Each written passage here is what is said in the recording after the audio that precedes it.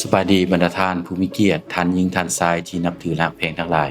ข้าพเจ้าพานุศักดิ์แก้ววงศ์ประจันทร์หัวหน้าห้องการธนาคารแห่งสปปลาวขอถือเป็นเกียรติต่างหน้าธนาคารแห่งสปปลาวรายงานผลการดำเนินกองประชุมคณะกรรมการนโยบายเงินตราของธนาคารแห่งสปปลาวครั้งที่4ปี2025ให้บรรดาท่านได้รับทราบโดยสังเขปคือดังนี้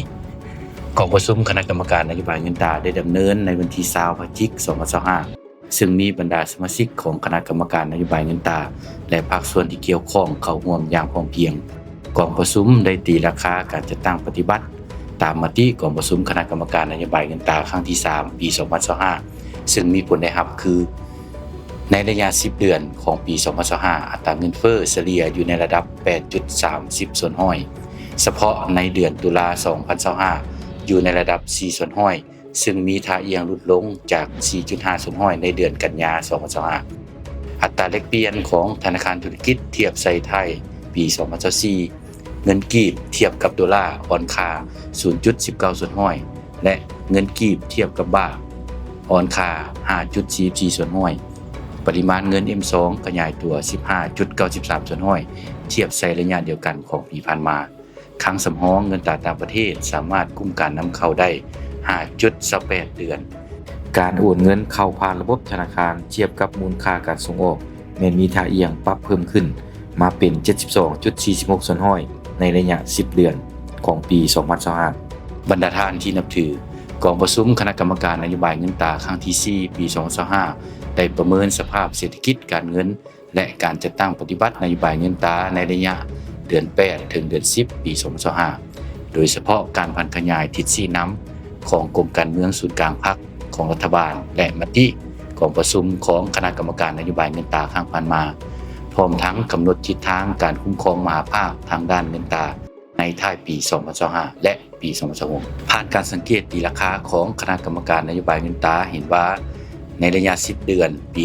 2025สภาพเศรษฐกิจของสปปลาวยังสืบต่อเผชิญหน้ากับความเสี่ยงหลายด้านเป็นต้นแม้นการขยายตัวของเศรษฐกิจสากลคาดว่าจะช้าลงการปรับลดอัตราดอกเบี้ยนโยบายของสากลความผันผวนของอัตราแลกเปลี่ยนความต้องการเงินตราต่างประเทศเพื่อชำระหนี้สินต่อต่างประเทศยังสูงพื้นฐานเศรษฐกิจภายในยังบ่เข้มแข็งสภาพคล่องของธนาคารธุรกิจการสนองสินเชื่อของระบบธนาคารยังบ่สะท้อนให้เห็นถึงความเข้มแข็งของการผลิตภายในสินเชื่อยังมีท่าเอียงขยายตัวช้าถึงแม้ว่าจะมีความท้าทายทั้งจากภายในและภายนอกก็ตามแต่ท่าเอียงอัตราเงินเฟ้อไตรมาส4คาดว่าจะอยู่ในระดับต่ำประมาณ5ส่วนห้อยฉะนั้นเพื่อรักษาเสถียรภาพทางด้านเงินตราให้มันเที่ยงจึงเห็นดีรับรองเอาทิศทางและมาตรการในการดำเนินนโยบายเงินตราในต่อหน้าคือดังนี้ 1. ปรับลดอัตราดอกเบี้ยพื้นฐานของธนาคารแห่งสปปลาวระยะ7วันโดยปรับลด 0.5 ส่วนห้อยจากเบื้องต้น9ส่วนห้อยต่อปีมาเป็น 8.5 ส่วนห้อยต่อปี 2. เห็นดีต่อทิศทางแผนการดำเนินเวียกงานนโยบายเงินตราประจำปี2026ในนี้จะสืบต่อดำเนินนโยบายเงินตราแบบผสมผสานโดยการสมทบและปรับปรุงกลไกของบรรดาเครื่องมือนโยบายเงินตราเป็นต้นอัตราดอกเบี้ยพื้นฐานของธนาคารแห่งสปปลาวอัตราส่วนเงินเฮฝากบังคับสืบต่อออกและจำหน่ายพันธบัตรระยะสั้นของธนาคารแห่งสปปลาวให้สอดคล้องตามสภาพเศรษฐกิจตัวจริงพร้อมกันนี้จะสืบต่อดำเนินนโยบายอัตราแลกเปลี่ยนตามกลไกตลาดที่มีการคุ้มครองของรัฐโดยสืบต่อรักษาขอบอัตราแลกเปลี่ยนของธนาคารธุรกิจในระดับบวกลบ 6.5 ส่วนห้อยและกำหนดอัตราแลกเปลี่ยนอ้างอิงประจำวันของธนาคารธุรกิจให้มีความยืดหยุ่นขึ้นและรักษาได้เสถียรภาพค่าเงินกีบให้มันเที่ยงพร้อมทั้งติดตามการนิ่งติ่งของอัตราแลกเปลี่ยนในแต่ละระยะเพื่อบ่ให้กระทบต่ออัตราเงินเฟ้อ 3. รับรองการจัดกองประชุมคณะกรรมการนโยบายเงินตราของธนาคารแห่งสปปลาวประจำปี2026จำนวน4ครั้งซึ่งกองประชุมแต่ละครั้งภาคส่วนเกี่ยวข้องจะต้องรายงานติดพันกับมาตรการคุ้มครองราคาสินค้ามาตรการยกเว้นภาษีอากรและการแก้ไขปัญหาสินค้านอกระบบ